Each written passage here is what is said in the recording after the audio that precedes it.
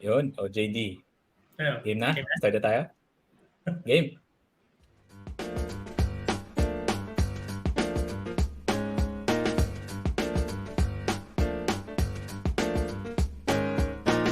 Oh yeah, I'll admit everybody's intentions are not always. All right. Hello, hello. Good evening, everyone. And thank you for coming again to Around the Bonfire. We're very excited today. No, we were going through, I think, a lot of changes. No, there's still obviously a pandemic outside, and I think there are a lot of things that we want to be able to discuss today. So we're very excited to get the ball rolling. No, so yeah, I guess without further ado, I'd like Yes. to introduce our special guest. So this special guest is someone I met just recently. We enjoyed geeking out on the education sector previously, in technology and the various insights that we gained from talking to each other were very valuable. So I'd like to welcome to the show the CEO of Edukasyon, Grace David. Welcome. Ooh, Welcome. All right. hello. Hi, Grace. All right. How are you today? All good and really thankful for being invited in this conversation. Salamat for thinking about edukasyon, Dino and JD. Of course, of course. Sige. So I think Grace, no, it's very interesting where your story and where you came from. I guess our first question to get the ball rolling is we could probably give a quick introduction of yourself. So how did you start your career, and maybe you can talk a bit about how you found your passion in education to where you are now. Nice. Sige. I'll try to make it brief because hindi ko talaga sinimulan yung career ko in the tech world nor in the startup world. I started my career in the corporate setting. I was doing brand management, marketing, and sales in different FMCG brands. And even like in the B2B setting, no, spent most of it sa food and beverage. So I must say that my discipline in doing marketing, in managing business, nahon ko talaga during my corporate days. But I've always been passionate about education. I wouldn't say it was an accident. I have a friend who's a volunteer in kids' church. And one particular Sunday, naubusan siya ng teachers. Like, parang sabay-sabay na cannot make it or absent. So, she needed help na magbabantay sa kids. And that one particular Sunday, getting exposed to the kids and seeing how kids really enjoy discovering something new and having that experience of an aha moment, that inspired me to really want to be part of education. That experience of learning and exploration, it's such an inspiring and wonderful moment. And then from then on, every Sunday, I was looking forward to that volunteer work, and I knew that I wanted not just to be a volunteer work, but also a career. Pero what was stopping me during that time, alam naman natin, and I know you've heard certain stories din, pag tumalon ka sa education, dapat handa ka financially kasi hindi siya financially rewarding. 'Di ba? Like, especially during my generation, pero, I mean, during my time, um, popular yung story na pag teacher, nagbebenta rin ng tosino at longganisa. Pero at the same time, pagod na pagod siya sa trabaho niya because it's not financially rewarding. So, in my mind, I need to stay on corporate work para makaipon ako. And then pag may ipon na ako, then I will jump into the education space. So yun yung thinking ko. Not until when I was doing my international assignment, I was based in Indonesia during that time. I got exposed to social entrepreneurship. May mga maliliit na organizations, they're doing something good for the society, but also getting financially rewarded. So that changed my perspective. I remember I even entered an MBA program kasi ang objective ko, I want to move up the corporate ladder faster. Kasi kung mas mabilis ako mapapromote, like, ang goal ko nga nun, from a regional role, I'm aiming to get to a global role. Kasi pag global role, ang thinking ko, mas malaki na yung ipon ko, mas mabilis ako makakabalik ng Pilipinas and then jump into the education space. But getting exposed to what was happening sa startup and the social enterprise na nakita ko sa Indonesia, that inspired me and gave me confidence. Why not give it a try? Balik ako ng Pilipinas, ano ba tong startup world na to? Ano ba tong social enterprise that, hey, maybe while I'm doing good, there's a financial reward while doing it, then it's a very good intersection. And thankfully, it really happened. So year 2019, that's when I said like, I'll never know exactly what I could do in the education space, not until I make myself completely available. So I resigned, pero nung nag-resign ako sa corporate world, hindi pa klaro sa akin ano eksakto yung gagawin ko sa education space. But I needed to explore para malaman ko. And that's when I met the founder of Edukasyon.ph, Henry Mot Munoz, and we were having conversations. And sabi ko nga, I started as a volunteer sa kanila. And then from being a volunteer, I signed up to be their contractual project manager. And dun sa project na yon, I got exposed at the grassroots level what's happening with our education, what's happening with our Filipino youth. And the more that I got convicted, I want to be part of the solution sa education space. And what I discovered, I don't need to give up the discipline I've learned from corporate world. Kasi yun pala yung kailangan so that we could be more effective in finding solutions and running enterprises in the education space. And I'm 3 years now in Edukasyon, and I'm thankful that I made the jump. I still say it's my first time to be in a tech startup kasi in comparison to my years in the corporate world, mas mahaba naman talaga, maiksi pa. And it's also my first time to be in the education space professionally. Mahirap. I must say, ibang level yung hirap. And I'm sure Dino has his own set of stories to share kung ano nangyayari sa edtech natin dito sa Pilipinas, no? But fulfilling. Na kaya every morning, kahit may bago kang set of issues to manage, kaya. And gusto mong kayanin kasi very clear kung ano yung purpose and the kind of impact that we could make once we're able to find a real good product market fit in this sector. There, that's the quickest way how I could like tell you my story on how I ended up here in EdTech. Grabing intro, no? Intro pa lang yun, ha? So I think... Sige. So I think what's interesting there, no, Grace, you mentioned that there are certain notions of moving into education that probably people battle with, no, the financial aspect of moving into education, but you slowly realize that you don't need to choose one or the other. It's a matter of, I guess, picking the right opportunities to get to where you are. And you're correct. I think iba-iba talaga yung experience in the startup world, no. I think 1 year is, I don't know, ilang years na yon siguro in corporate with the share of problems that you go that you fix on a daily basis. So I guess I want to understand a bit more. If there are, you mentioned earlier what got you into education, that you realized that you really had a passion for education.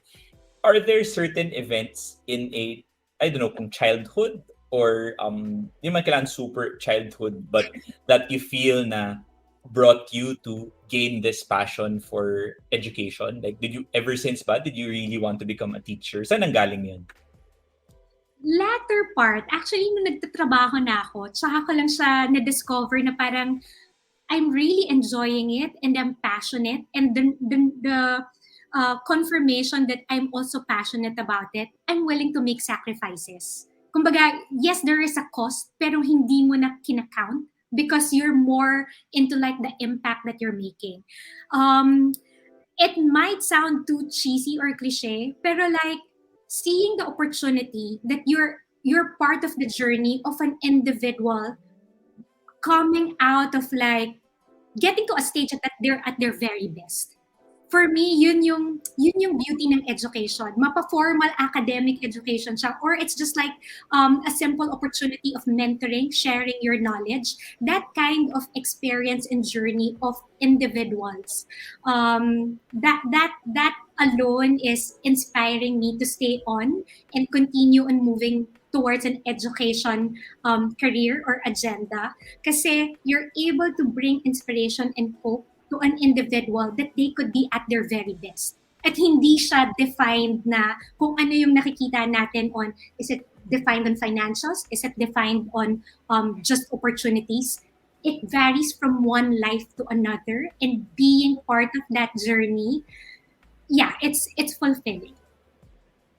Oh, wow. Okay. I don't want to Yes. sound be so self-righteous.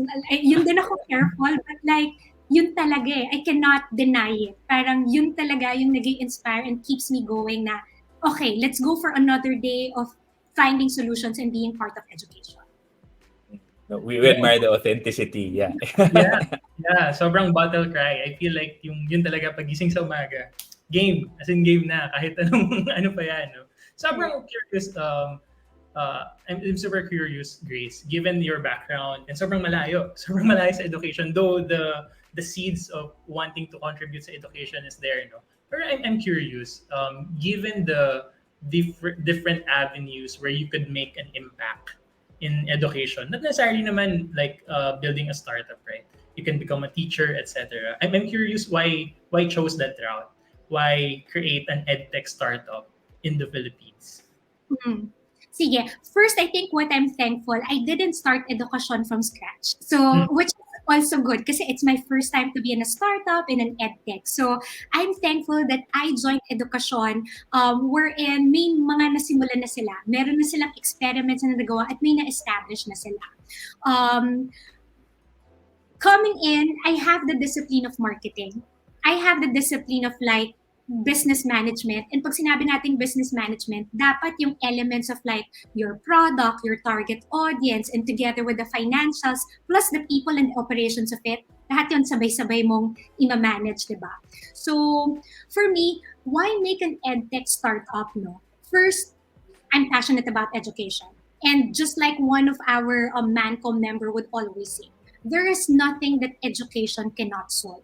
Because in education, you're putting awareness to a problem, and you're putting awareness also to an opportunity. And once those two factors are present, then it's easier now for that individual to subject himself or herself to educate or training himself, right? So, parang for me, to bring out the best in an individual while at the same time build our economy long term, education. And alam naman natin how technology is propelling and scaling whatever solution we make. So parang for me, being part of EdTech, combining that both is like making an impact on an individual, societal, and economical level. So very clear sa akin, that's why I want to be present on EdTech. And I'm coming in with skills and knowledge that could help really build something.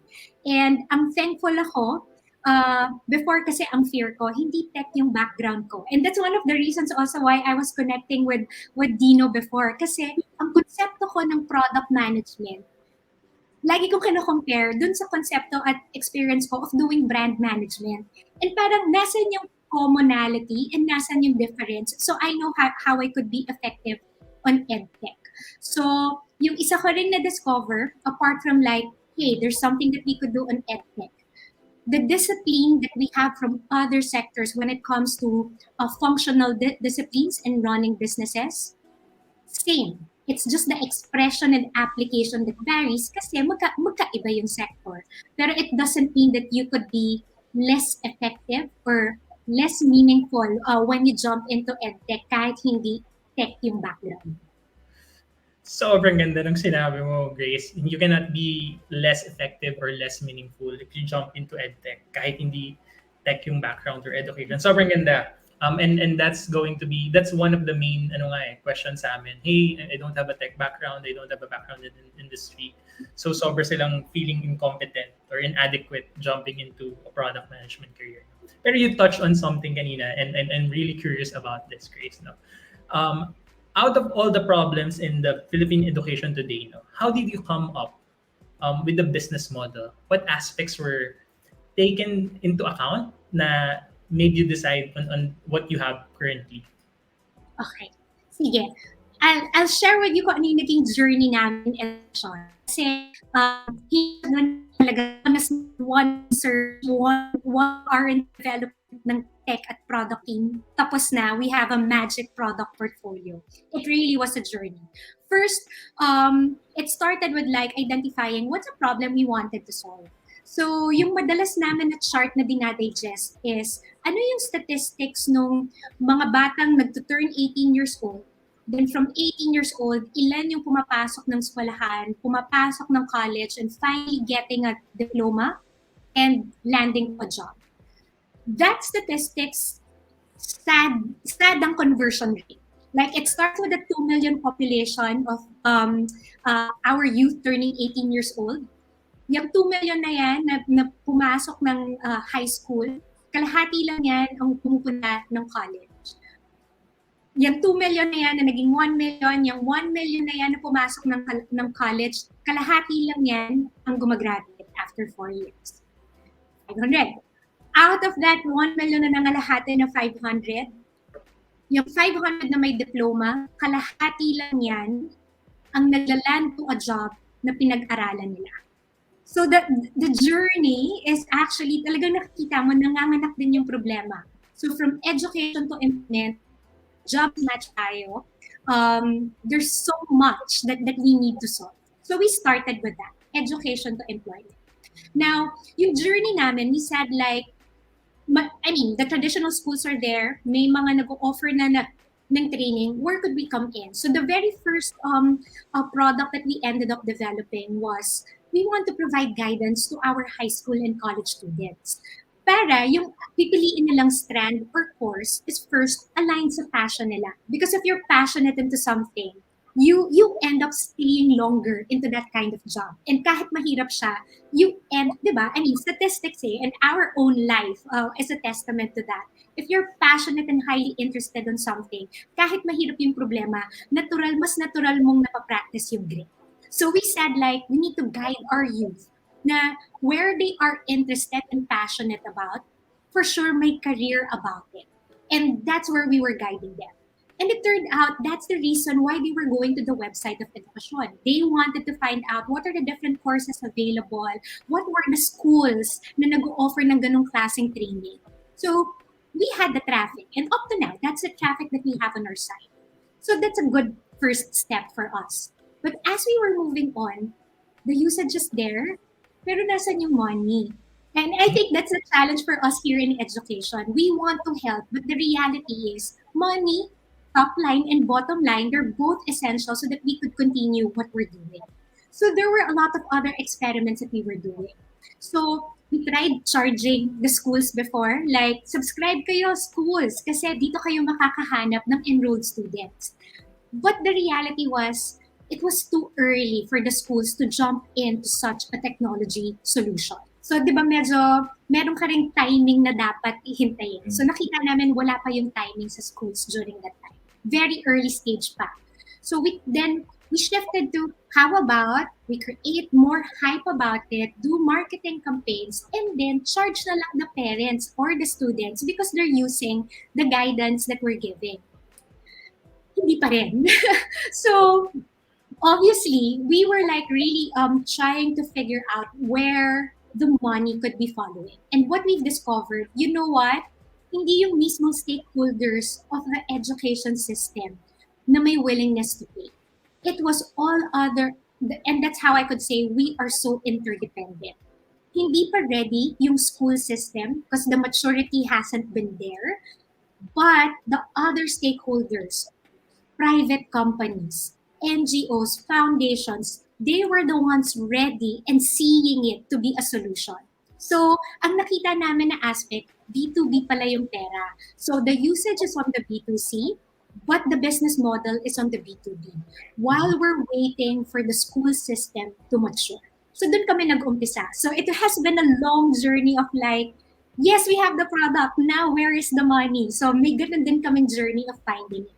Now, we just launched also a new product into our portfolio. So, nag-umpisa kami sa mga high school and college students, helping them out.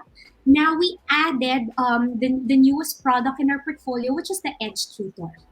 Because you cannot unsee the learning assessment scores ng Pilipinas.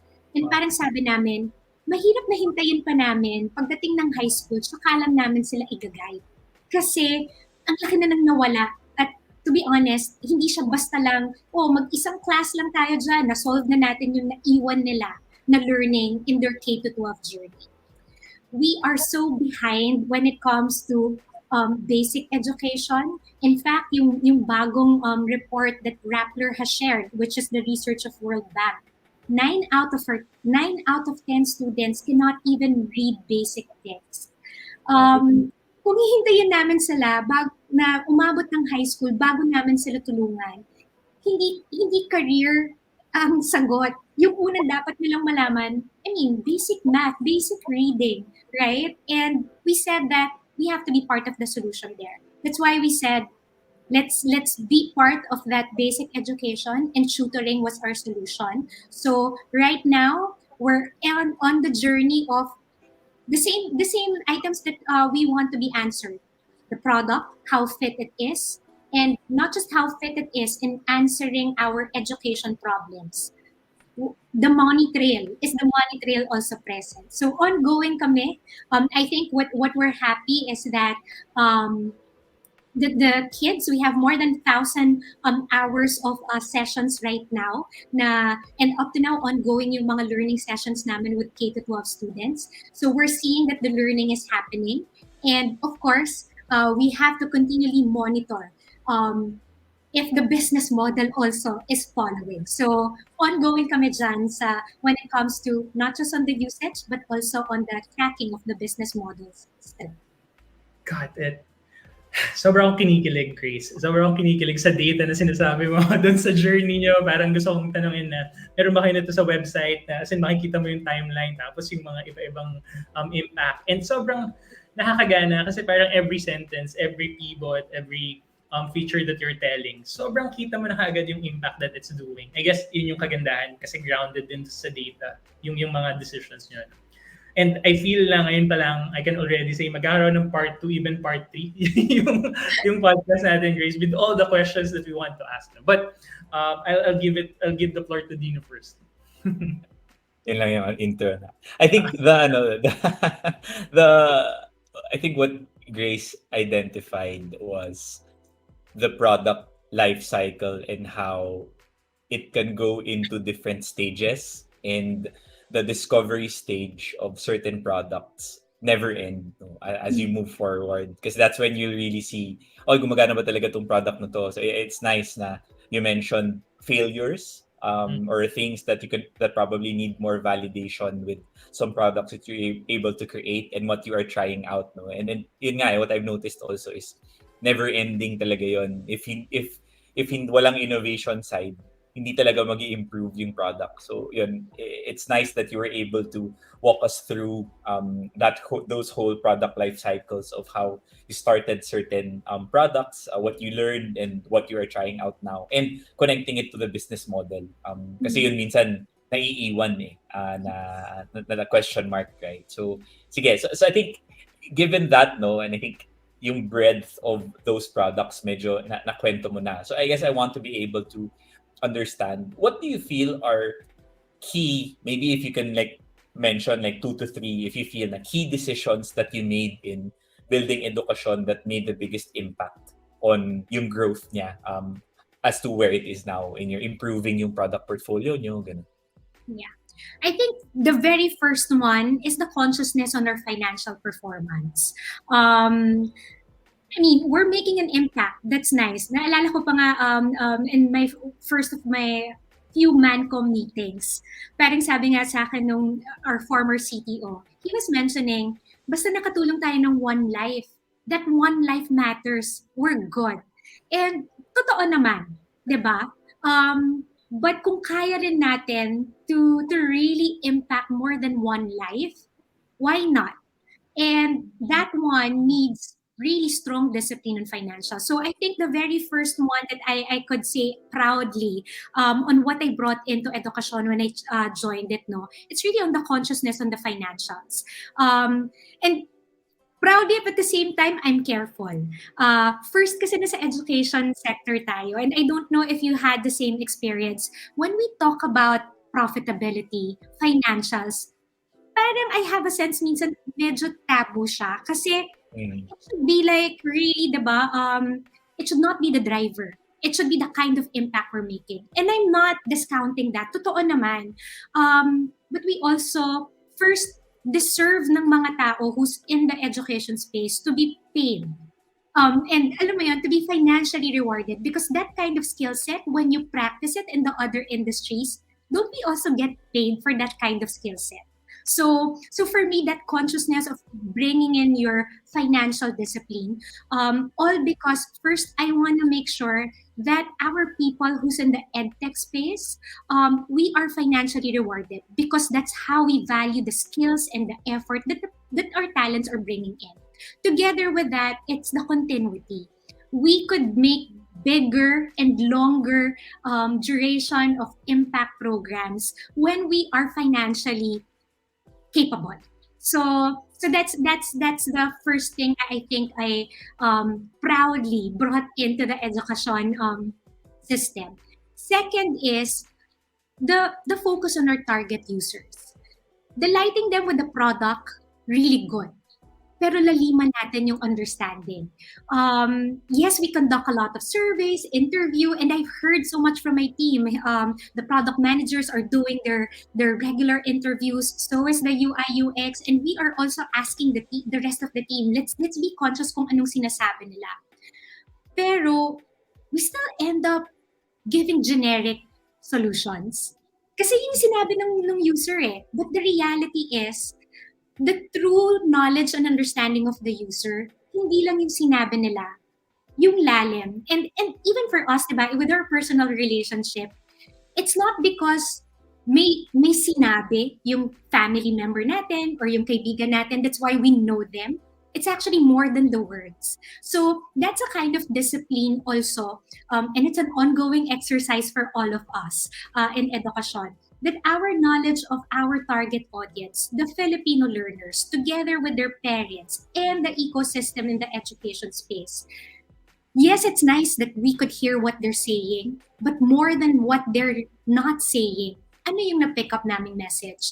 Because those are the insights, diba? The unspoken items are the true insights. It's the deeper why they're behaving as such at kung ano yung importante sa kanila. So that kind of discipline is the second item that we want to be consciously practiced within Edukasyon. And thirdly, people. I would always tell this to the team. It would be nice for Edukasyon to achieve our growth targets. Pero pag tumingin ako sa right and left, may kasama ba ako? And at the same time, bukod sa may kasama ako, kilala ko pa ba yung kasama ko? So, I mean, it's an ongoing journey. I wouldn't say na na-solve na namin yung retention, engagement, people, items namin. But it's a consciousness parate. How could we be better? How could we really taking care of our people and skilling them up? But more than just skilling them up, are they continuously inspired? I believe in this statement because I also saw it in my corporate career. Team that is highly motivated always overtakes the skilled team because your motivated team are always the ones who's more willing to go for an extra mile and find out solutions for the items. So that's my continuous fight. And I would say something that I really brought into the culture of Edukasyon. Na we will be professional. Yes, we have to. But at the same time, we will be people-oriented as we run our business and as we engage our team. So there, those are like the 3 items.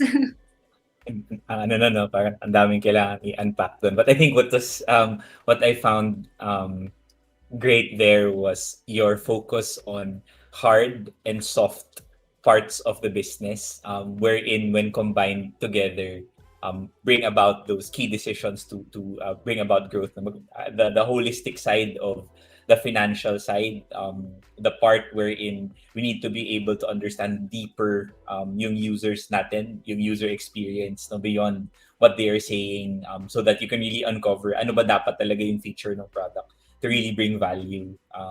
Yun, and then syempre ending with the people that are actually doing all of these different things. So yun, I guess wala na akong ma-add doon.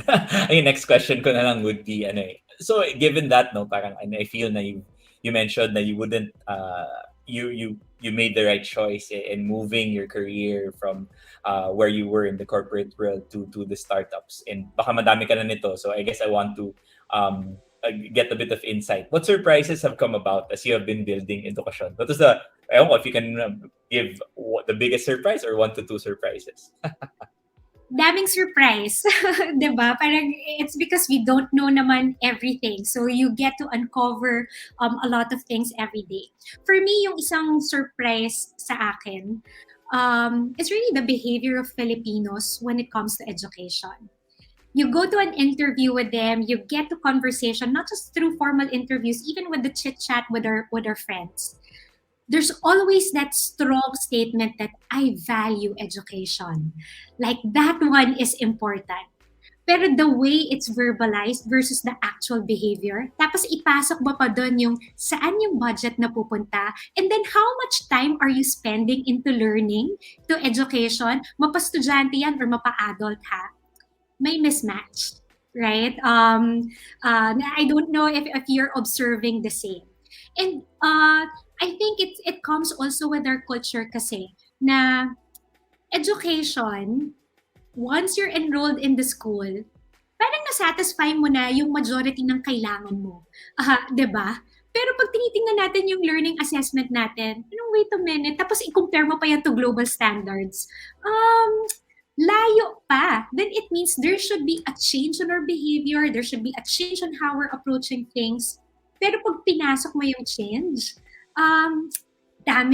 mas maraming justification on why they will not jump into to the change. So that one for me is surprising. But you know what? Now that I'm explaining it, I just remember during my FMCG days, because I was also in the innovation group of the knowledge department. That when audience and the consumers were getting more health conscious, na parang I want to like be choosing healthier products. Pero pag nakatikman na nila kung ano yung healthy versus like kung ano yung nakasanayan nila na high in sugar, high in salt, pipiliin pa rin nila yung the latter part, di ba? So, siguro masyado lang ako naging optimistic na pagdating sa education, pag nakita na nila, you know what, hindi pa rin tayo natututo ng at a level na strong enough to really be successful in the future. Di pa rin nagbago. So parang aspirational, but I'm not ready to make that behavioral change. So for me, that one is surprising. Pero at the same time, it's not just Filipino. I think it really is a human behavior, no? Na parang for me, it's a challenge na gusto ko malaman, like how could we create that tipping point of changing that behavior and perception towards education. Na kung ano yung nakasanayan at kung ano yung nakalakihan natin, even the practices of our parents and grandparents, unfortunately, those are not anymore the best practice. So how could we bring in new behavior, new approach, because that's the one that could prepare us better to that future. So yun, I don't want to bring in 2 or 3 new surprises pa, pero parang for me, that surprise alone on human behavior, dami pang dapat bahuhin doon at i-unpack, diba? Para alam natin kung anong, hindi lang produkto. I think what do we need to communicate to our Filipinos so that they will not just value on a lip service, but also have a new behavior getting practice towards learning. Like sobrang exciting, and I don't know about you, but sobrang palpable yung energy and good vibes with this conversation. You mentioned a lot about yung mga surprises nyo, and I'm looking forward on pa kaya yung matututunan sa future, no? And I guess with that, given all the things na pinagdaanan, ang dami ng permutations, Grace, what are you looking forward to for Edukasyon next year? Ano yung pinaka-excited ka about? I'm excited seeing our school ecosystem really more comfortable on technology as the main solution to the things that they're doing. Prior to the pandemic, nahihirapan kami kasi parang back ako mag-shift to technology, yung manual ko naman works. And ito yung alam ng team. So, may ganong perspective. And I completely understand that. It takes time, right? So for me, yung what I'm excited, especially with this new school year, ngayong nag-open yung new school year natin, our school system has experienced how to do things online in the past 2 years. And even if we've required, government has required us to do things face to face, it doesn't discount that we also need to be prepared to do things online. So, ibig sabihin, dapat continuous na yung upskilling natin at yung knowledge natin of getting familiar on the different tech tools that's going to be available. So I am excited to see how now our school system is going to adapt that. The last 2 years, it was difficult kasi parang mas ang naging immediate focus is like, how could we shift now immediately, having the classes online? Ready ba yung mga teachers? Do they know how to use Zoom and other platforms? What is the LMS that they're going to do? So it makes sense, di ba? Na parang yun yung mga naunang tech products that they should be knowledgeable and using. But now that it opened na marami pang tech tools, marami pang edtech products bukod sa LMS at classroom platform that could really bring effectiveness and efficiency. Just imagine kung nakakapag AI, ML na yung mga teachers. All the headlines that we've been seeing is that pagod yung mga teachers, parang mas nauubos yung oras nila with admin work versus like real classroom teaching or real teaching and engagement with the students. Just imagine if we will be able to introduce all those other edtech products that could bring efficiency and allow our teachers, our educators to stay focused on teaching. I'm excited on all those new things na ma-uncover, and because I'd like to believe na yung readiness ng schools natin much higher na compared to nung pandemic and compared to pre-pandemic. So, openness to more edtech solutions and discovery for more options on how we could better solve our education problems. That's what I'm excited to see. And marami ring players. I mean, to speak as an edtech startup company, parang, yeah, there's also fear, di ba, na may edtech players na darating. Pero more than that, it will establish the sector, it will mature the entire sector. Maraming support ang kailangan ng Pilipinas. So there, I'm excited to see what's going to happen on the edtech landscape with the entry of more people who wants to be part of the solution, and seeing how much more ready yung mga schools natin to take in edtech tools to really solve their pain points. Okay. Wow. Okay. Sige. So I think what's yung ko kung may sneak peek na ba yun, guys, into yung mga education features kasi may mga teacher related. We don't need to talk about that. But I think what is interesting is, again, going back into the pandemic, what probably the pandemic also taught schools is, I guess, how to build resilience and familiarity, and embracing yung technology has now become a requirement, not anymore a something na you can just kick the can down the road. And I guess, syempre, we didn't want the pandemic, but I guess that's what propelled all of these different changes, no? So yun. And I guess going into that, no, given na these 2 years has changed the lives of everyone, and obviously startups included, we see the rise of other technologies and different trends. So I guess I want to know, as someone in the edtech space, but someone also in the startup space, are there certain trends that you are seeing in the Philippines or in Southeast Asia that you are curiously following? Outside dun sa sinabi mo kanina na parang, interested ka pumasok yung mga possible edtech players, no? Are there other trends that you're seeing or following, and seeing how you can probably adapt them to your specific product?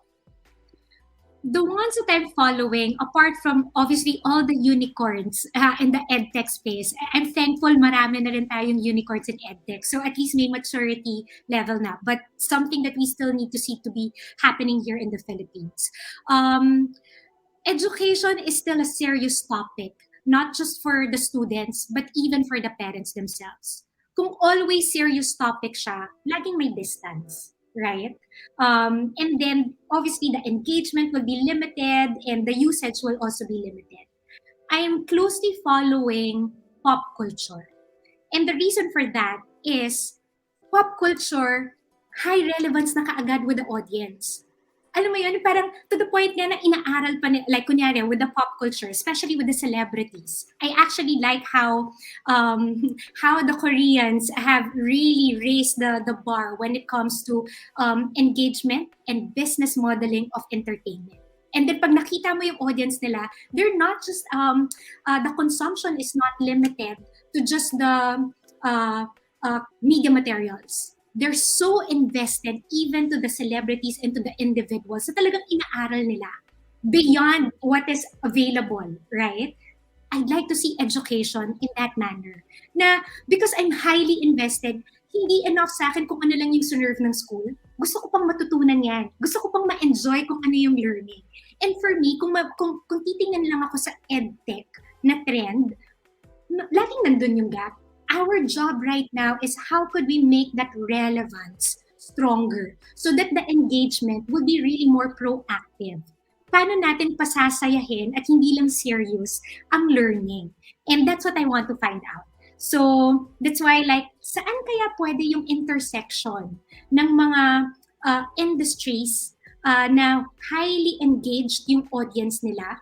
How could we bring that kind of behavior sa education para talagang two-way? Na alam mo yun, hindi lang dahil sinabi ng schools or ng DepEd, ng CHED, ito dapat yung gagawin natin. And our learners are complying naman eh. Pero ito nga eh, kahit may compliance, kita natin kulang pa. So, but if they are also proactively searching for that, how could I learn more? How could I explore and discover new things also on their own, di ba? Then, it really is a much more mature edtech sector for us. Okay, wow. Di ko na-realize, abot tayo sa K-pop, no? K-pop, K-drama na na trends, no? But yeah, it's important. So parang Correct. we went beyond on what the businesses have been offering. Ganun sila ka-engaged. So just imagine if Filipinos were that engaged when it comes to education. Hindi lang tayo Yeah. matalino. Yung skills na critical thinking, problem solving, mas madali mong ma-incorporate. Yeah. Correct. Yeah, I didn't think about it that way, no, na parang culture as a driver for innovation moving forward and applied it pa to education as tama ka, serious parang serious topic siya, no, when it should probably drive more engagement so that we can encourage more learners. So yun, I think that's a really interesting take on that. Sige. So to be able to end the show, we normally end the show with this, no? We add our helpful production assistant to be able to ask the last question. So I'll add in Pats to be able to ask the final question for Grace. Go ahead, Pats. Yan. Hi, Grace. First of all, sobrang nakaka-inspire because as a person or, as a student who's, into into the edtech industry as well, like every point that you said earlier, I was like, yes, I agree, So it was really inspiring for me. So yes, thank you so much for joining us. So yes, for my last question, I wanted to seek advice from you. So if you were a fresh graduate today and you wanted to get a job in the tech industry, how would you go about it? Before I answer that question, I think what I just wanted to share, especially to our audience, lalo yung mga estudyante natin, there's no one single formula for success or to the one that's most effective. What we should be appreciating, every single individual has their own unique path. Hindi ibig sabihin, hindi ko nagaya ang path ni Elon Musk when he started into tech startup. Doesn't mean that dahil hindi ko nagaya yung kanyang path, I will be less successful. I'd like to encourage our youth that each one of us has been created to be doing one thing. And no one else could be doing that one thing but you. So be comfortable that it really is going to be different. And laging mas madalas, wala kang kapareho. So be comfortable with that. So with that, for me, as a fresh grad, you want to be in the tech industry, go for it, jump. So it's going to be pretty standard, right? Because regardless if you're going to enter a tech industry or a banking industry, the first thing is know the requirements, equip yourself with those requirements, and then submit your application. And let all those variables tell you what could be the next step. So just do the first step. And what I would also be completing it with, don't be satisfied with the first step. Just like with the definition of grit, tapusin mo. So that yung journey na yon could confirm to you, are you meant to be in the tech industry? If not, complete the journey because may learning ka doon that you would be bringing to where you're destined. I didn't know that I'm going to land in edtech, but I'm thankful that I completed my journey in the corporate world because the discipline, the skills I picked up from the corporate world, what paired effect in the edtech industry. So that's my advice. Okay. Thank you so Thank much, you so Grace. much. All right. Sige, so before we end, no, we'll probably ask si Grace, where can people connect to you or reach out to you? Or is there anything that you want to announce or talk to our listeners about? Yes. First, I really wanted to share our latest product, which is Edge Tutor. Especially now na nag-umpisa na yung klase, no? We want to make sure that our learners are equipped and getting the right support so that they're learning, but more importantly, joyfully learning. So to our K to 12 students, give it a try. You could visit our website so that you could book your trial class, and what we want to see is that you're learning and you're enjoying. So go visit our website for that. And for those who want to learn more about the things that we're doing here in Edukasyon, please do visit our website www.edukasyon.ph. A lot of product and education to employment support that we have there. You could also leave your contact details and your questions so that we could reach out to you and give you the support that you need. Hey, wow. All right. So with that, we'd like to thank you so much, Grace, for being with us, sharing with us your story, and inspiring us with your energy. And hopefully our listeners are also inspired to just go ahead and jump joyfully, to joyfully learn, where they are as well in the process. So with that, we'd like to thank our listeners for listening tonight, and have a great evening. Thank you.